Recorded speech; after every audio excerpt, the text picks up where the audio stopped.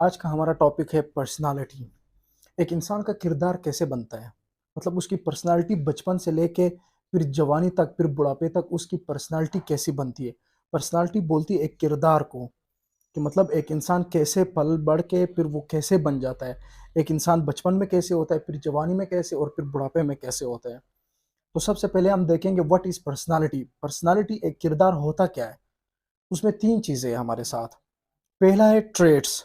Trades मतलब आपके किरदार के वो हिस्से जिससे आप पहचाने जाते हो मुआशरे में, जिससे लोग जानते हैं आपको। जिसके अंदर 5 चीज़ें हैं, 5 ऐसी बड़ी ट्रेड्स है जिसमें हर इंसान के उसमें किरदार आ जाते हैं। सबसे पहला है एक्सट्रोवर्ट। एक्सट्रोवर्ट वो लोग होते हैं जो मुआशरे के लिए ओपन होते हैं, सोशल बटरफ्लाई होते हैं, हर इंसान से मिलते हैं, एन्जॉय करते हैं, जहाँ भी उनको मौका मिले बैठने का या लोगों से मिलने का या कोई इवेंट एन्जॉय करने का, तो वो लोग उस तरफ जाते हैं। फिर उसके बाद दूसरा है इंट्रोवर्ट। इंट्रोवर्ट वो लोग होते हैं जो मुआशरे से छुपे रहते हैं, जो अक्सर घर में रहते हैं, जो गोल ओरिएंटेड होते हैं, मतलब एक चीज को हासिल करने के पीछे वो ज्यादा ना लोगों से मिलते हैं, ना अपनी फैमिली के साथ। उनके अपने कुछ क्लोज फ्रेंड्स होते हैं, कुछ प्यारे दोस्त होते हैं, मतलब या घर वाले होते हैं, वो उनके साथ ही बैठता है, ज्यादा गैदरिंग या ज्यादा उठना बैठना नहीं करता। फिर उसके बाद आती है एक पर्सनालिटी फैक्टर, एक ट्रेट आता है जिसको बोलते हैं एग्रीएबलनेस। एग्रीएबलनेस वो लोग होते हैं जो पोलाइट होते हैं, शरीफ होते हैं, काइंड होते हैं, फ्रेंडली होते हैं, लोगों से मिलते जुलते हैं। एक ये फैक्टर हो गया, मतलब पर्सनालिटी आपकी इस तरह से बनती है। और फिर एक फैक्टर है न्यूरोटिसिज्म। न्यूरोटिसिज्म वो लोग होते हैं जो इमोशनली थोड़े वीक होते हैं, जिनमें एंजाइटी होती है, बेचैनी होती है, उनके जज्बात पे कंट्रोल नहीं होता, वो गुस्से वाले लोग होते हैं। एक ये टाइप हो गई। ये 4 टाइप से जो कि पर्सनालिटी आपकी बनाती है मुख्तलिफ मुख्तलिफ अकसाम में। फिर उसके बाद एक और टाइप है हमारे साथ ओपननेस। ओपननेस वो लोग होते हैं जो न्यू आइडियाज, नए एक्सपीरियंसेस, नई नई चीजें एक्सप्लोर करने या नए नए काम करने उनको पसंद आते हैं। वो अपॉर्चुनिस्टिक होते हैं, मतलब कोई मौका गवारा नहीं करना चाहते हैं, मतलब वो दुनिया को देखना चाहते हैं, डिफरेंट डिफरेंट मुख्तलिफ फैसिलिटीज या पॉसिबिलिटीज को अचीव करना चाहते हैं। ये होगी पर्सनालिटी के ट्रेड्स, ये हो गया पहला। फिर दूसरा पॉइंट है आपकी पर्सनालिटी किस चीज से बनती है? बिहेवियर से।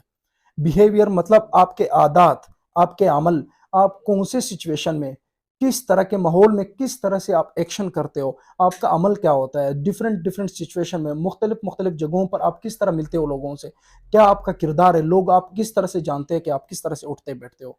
फिर उसके बाद आता है pattern of thinking. Pattern of thinking मतलब आपके सोचने का तरीका क्या है, सोचते कैसे हो आप। मतलब आपको एक सिचुएशन, एक मुसीबत सामने आ गई या कोई ऐसा काम पड़ गया, उसी मौके पे आप कैसे सोचते हो, आपका सोचने का अंदाज क्या होता है, आपको किस चीज से पहचाना जाता है। ये होगी पर्सनालिटी की डिफिनेशन, जिनमें 3 चीजें हो गई। एक हमारे साथ ट्रेड्स हो गए जो कि मैंने आपको बता दिया कि हर इंसान के अपने अपने ट्रेड्स होते हैं। एक हो गया उसका बिहेवियर जो कि इंसान की पर्सनालिटी को बनाता है, मतलब आपके अमल करने का तरीका। तीसरा हो गया हमारे साथ पैटर्न ऑफ थिंकिंग। ये 3 चीजें हो गई। फिर इसको हम थोड़ा सा डीपली देखते हैं, इंसान के अंदर के, इंसान की बचपन की पर्सनालिटी कैसे बनती है। इसमें 3 चीजें हमारे साथ, id, ego and super ego. Id वो चीज होती है, मैं आपको सिंपल अल्फाज में बताता हूँ, वो चीज होती है जब बचपन में बच्चा पैदा हो जाता है तो वो जिसके उसके डिजायर्स होते हैं, जिसको परमिटिव डिजायर्स बोलते हैं। वो डिजायर्स जब आप कुछ भी मांगते हो तो आपको वो चीज चाहिए। आपके आप में एक जिद होती है। इड का मतलब यही है, एक जिद। मतलब बचपन में जो चीज बच्चा मांगे वालिदैन उनको वो चीज प्रोवाइड करके, वो खिलौना हो सकता है, वो उसकी खुराक की चीजें हो सकती है, कोई भी चीज हो सकती है, उसके लिए आप रोते हो। ये होती है इड, एक स्टेज ये होती है। फिर दूसरा स्टेज आता है ईगो। जब बच्चा थोड़ा बड़ा हो जाता है तो फिर उसमें ईगो आ जाती है। ईगो एक वो स्टेज है जो आपको कोई भी काम करने से पहले आपको सोचने देता है, आपको बैलेंस करवाता है कि मतलब मुआशरे में आपने कैसे जीना है, घर वालों में आपने कैसे जीना है, दोस्तों में आपने कैसे जीना है, स्कूल में आपने कैसे जीना है। कोई भी काम करने से पहले आप सोचते हो कि ये काम मेरा मुआशरे में बुरा होगा या ये काम मेरे मुआशरे में सही होगा, क्या ये बात दोस्तों में करनी सही है, क्या ये बात गलत है। ये होती है ईगो, जो कि रेगुलेट करती है, बैलेंस करती है आपके दिमाग, आपके सोचों को, कि वो मुआशरे के तौर तरीकों पर सही हो। फिर उसके बाद लास्ट स्टेज आता है सुपर ईगो। ये आपके इंटरनलाइज्ड मोरल वैल्यूज होते हैं, आपके अखलाकियात होते हैं। मतलब आप किस कदर के अखलाकी इंसान हो, आप पे कोई भी सिचुएशन आए, आपको लोग जानते हैं कि मतलब आपके अपने अखलाकियात की वजह से आप कोई भी काम करते हो तो उस पे पहले आप सोचते हो कि इसमें इंसानों का क्या काम है, इसमें इंसानों को कितना खतरा है, मुझे कितना खतरा है, बाकियों को इससे क्या मसला हो सकता है। ये होती है मोरल वैल्यूज, मतलब ये चीजें आप में हो तो आप मोरल वैल्यूज है। ये 3 स्टेजेस होती है जिससे बच्चा गुजरता है। ईड से गुजरता है, फिर उसके बाद उस पे ईगो आती है, फिर उसके बाद उस पे सुपर ईगो आती है।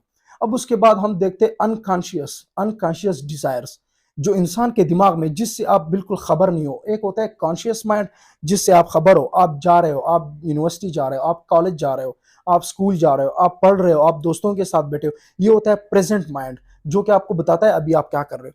एक होता है जिसमें आपके एक्सपीरियंसेस, आपके काम, आपके मेमोरीज, आपकी जिंदगी का हर हिस्सा अंदर पड़ा होता है, उसको अनकॉन्शियस माइंड बोलते हैं। उसका क्या सीन है, अनकॉन्शियस के अपने डिजायर्स होते हैं, अपनी वो ख्वाहिशात होती है। उसमें हमारे साथ चार किस्म है, चार किस्म। सबसे पहले उसका एक किस्म, जिसकी चार किस्मों का ये कि उसमें आपकी पूरी पर्सनालिटी, आपका पूरा किरदार एक्सप्लेन किया गया हुआ है कि आपकी पर्सनालिटी कैसी होती है। सबसे पहले आता है उसमें रिप्रेस्ड इमोशंस।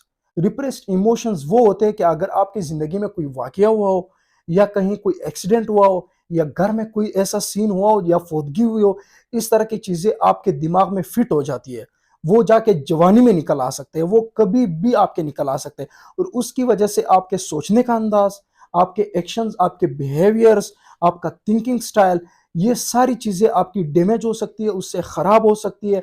उस पर असर पड़ सकता है कि आप सोचते कैसे हो, आप फैसला कैसे करते हो, आप एक मसले को कैसे सॉल्व करते हो। अगर आपके इस तरह के रिप्रेस्ड इमोशंस पड़े हो दिमाग में, पुरानी कोई यादें, बड़ी बड़ी यादें पड़ी हो, जिसमें आपने एक्सीडेंट किया हो, कहीं कहीं घर में फौतगी हुई हो, कोई भी बड़ा मसला, एक वो इमोशंस होते हैं जो इंसान को बनाती है, इंसान को गाइड करती है, इंसान को रास्ता बताती है, जब वो आपके दिमाग में पड़े होते, अनकॉन्शियस माइंड में पड़े होते हैं। फिर उसके बाद एक आता है सप्रेस्ड मेमोरीज।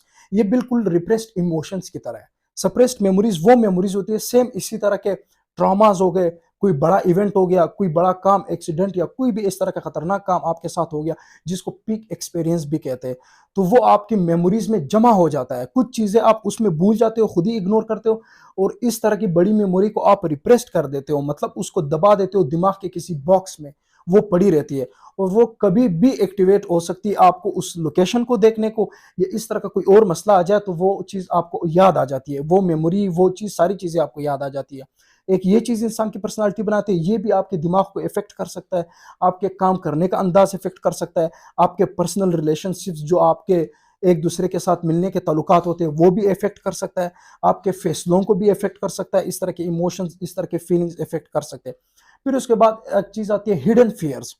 हिडन फियर्स मतलब आपके वो छुपे हुए डर, जो आपकी पर्सनालिटी को कंट्रोल करती है, लेकिन आपको पता नहीं होता, वो आपके किरदार को संभाल रही होती है। हिडन फियर्स वो हो गए, मतलब आप किसी एजुकेशन में, या एकेडमिक्स में, या जॉब में, या रिलेशंस में, या जिंदगी के किसी भी एक चीज में आप नाकाम हो गए, आप फेल हो गए, तो वो एक हिडन फियर बन जाता है। उसकी वजह से आपका दिमाग अगली बार फैसले भी गलत ले सकता है, आपका सोचने का अंदाज भी खराब हो सकता है, आपका उठने बैठने का अंदाज भी खराब हो सकता है, आपके ताल्लुकात, आपके मुआशरे में रहने का अंदाज भी खराब हो सकता है। क्योंकि वो चीजें जब आपको याद आती है, तो आपको जीना नहीं देती, आपको वो सोच बार बार आती है, वो थॉट्स आती है, वो चीजें आपकी जहन में आती है, जिसकी वजह से आपकी पर्सनालिटी के हर थॉट्स, हर करेक्टर को इफेक्ट कर सकती है, उस असर करवा सकती है उस चीज को। फिर उसके बाद हमारे साथ लास्ट में आता है, हिडन फियर्स के बाद ये लास्ट में आता है अनरिजॉल्व कन्फ्लिक्ट्स।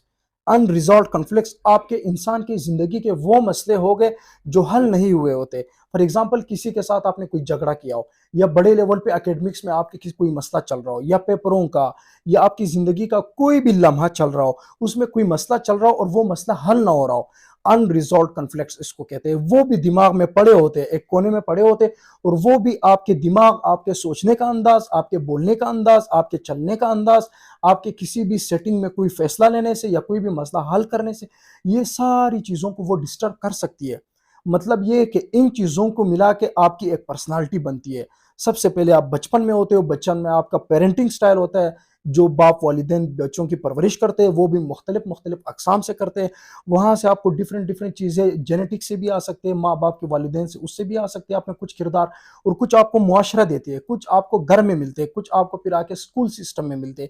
ये सारी चीज़ें मिलके फिर आपकी पर्सनालिटी बताती है, जिस तरह से मैंने आपको एक्सप्लेन किया। कोई इंसान गुस्सेला होता है, कोई रहमदिल होता है, कोई अच्छा होता है, कोई बाहर निकलने वाला होता है, कोई अंदर घर में ही होता है, किसी को मुआशरे से मुआशरे या लोगों के ऊपर जाना उसको पसंद नहीं होता, या लोगों से डरता है, या कोई सामने लोगों के सामने नहीं बोल सकता, कोई किस तरह की चीज़ों से डरता है, कोई किस तरह की चीज़ों से। ये सारे इमोशंस, ये फीलिंग्स, ये एक्सपीरियंसेस, ये आपके थॉट्स, ये आपको इफ़ेक्ट कर रही होती है, हर रोज़ दोस्तों इफ़ेक्ट कर रही होती है। लिहाज़ा एक अच्छी पर्सनैलिटी, एक गुड पर्सनैलिटी बनाने के लिए आपको इन सारी चीज़ों का पता होना चाहिए कि आपके हिडन फ़ियर्स क्या है।